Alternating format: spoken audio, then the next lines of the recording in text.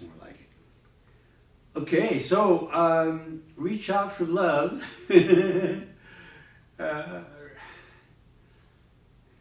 Reach Out for Love was written in the same time bracket, in the same couple of months that The Witness was written. Because it was a similar thing. It was a capo, acoustic guitar, kind of descending pattern thing.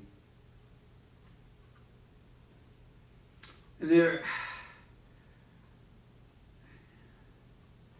it was one of my Uncle Joe's favorite songs. He would actually, I'd catch him and he'd say, reach out for love. You know, it just caught his fancy for some reason.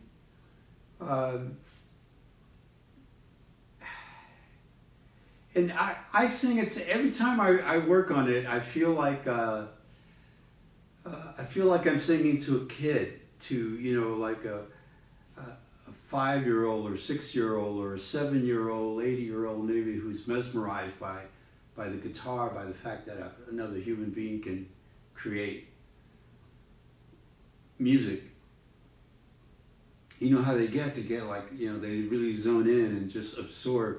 And so I imagine, while I'm working on that, a lot of times that's interaction is happening, that I'm singing to a child. It just helps. It just helps with it, because it's such a Mr. Rogers kind of song. It's just cool. They can't all be anti-cultural punk, indignant zombie. So some of them are just really sweetheart little songs, and this one's one. The piano is kind of interesting. When I added the piano part, it was meant to be subliminal. It was meant to be way in the background, just kind of to fill in, give it a chord feeling sort of thing. So I played it lightly and played some inversions and that sort of stuff. And then as time went on, and I'm mixing and whatnot, and the piano kept sounding better, and I would turn it up a little bit, and the timbre of the piano sounded better, and the way the chords were falling sounded more unique than it does on acoustic guitar. It's just a typical acoustic guitar song, but not so typical piano songs. So the piano just kept coming up and coming up and getting louder, to where it really kind of took over the song, and I was fine with that. I was fine getting it away from the acoustic guitar riff, because it's a long song. There's probably one verse there too many, but I don't care. I had stuff to say, so I just added it on.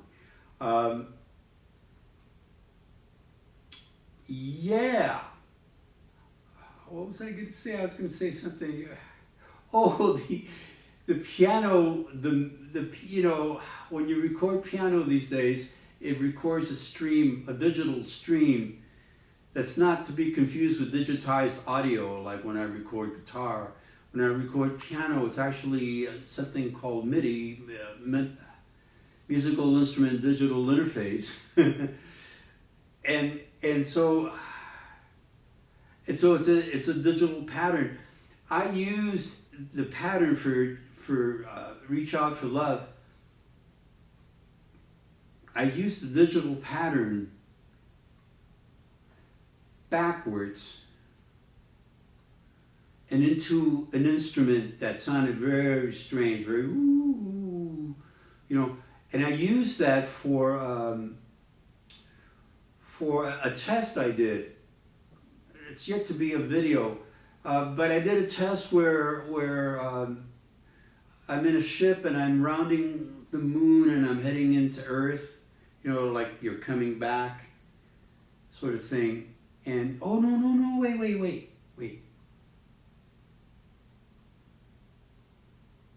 Yes, I used it twice. My goodness. So I used it there, kind of backwards. I just kind of like used the MIDI of that. And then I used it for this video where tubes, it's like gallery, it's like you're in an art gallery, only you have to go down these tubes to see the art.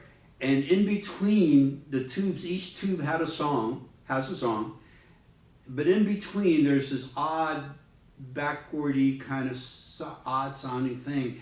And that also is Reach Out for Love, the piano part, with the MIDI kind of backwards and into a different instrument altogether.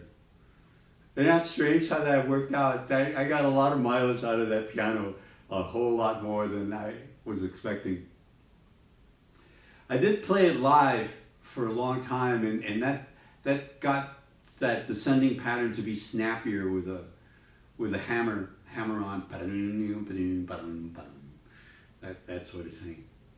Anyhow, I'm happy with the way it turned out. I eased back on the drums. It probably could have used a more complex drum part, but sometimes a simple drum is nice. It just leaves space for the other instruments to be. And like I said, it's got one verse, maybe too many. Maybe it's a long song, but I don't know. I don't have any regrets for it. I'm happy about how it is, but I wonder if it has one verse, where it's one verse too long. Maybe with a modulation or an instrumental before, and then come back for that final verse. That might have, eased it up. But it's, words right around that time period, I was working with SRS in Hollywood, Songwriters Resources Services, and it was an ideal place to be, but it got you really thinking about songs and thinking about words and always, working on lyrics. So both The Witness and Reach Out for Love, which were, written maybe a week apart from each other, they both I just had a lot to say. It's just kept writing. A couple of other songs written around that time. I did some promo shots in that little studio. It was my sister's bungalow, and she wasn't there very often, and she let me transform one of the rooms into my studio, and so my sister Olga, and I got some black and whites shot right in that time zone, somewhere in the 70s, late 70s, I think it was. I had my first home studio there, really, of any sophistication, if you could call it that. It was a dope quarter 4-track, like a TAC Lite, smaller reels, but it let me overdub, and all those songs like Reach Out for Love and The Witness and about a dozen other songs, it let me work them out and keep them in my head. So years later, when MIDI and sequencing and all of that stuff happened, I had these tunes pretty clear. I had been driving to them and working on them and thinking about them. All right, Reach Out for Love. In a couple of weeks, I'll be living in the country in a farmhouse. Yeah. I'll miss the high ceiling, but I'll have plenty of space so far. I've yet to go inside the house. I've just seen pictures of the outside and some of the inside, but I'm a day away from that. Tomorrow I drive up to Salem. All right.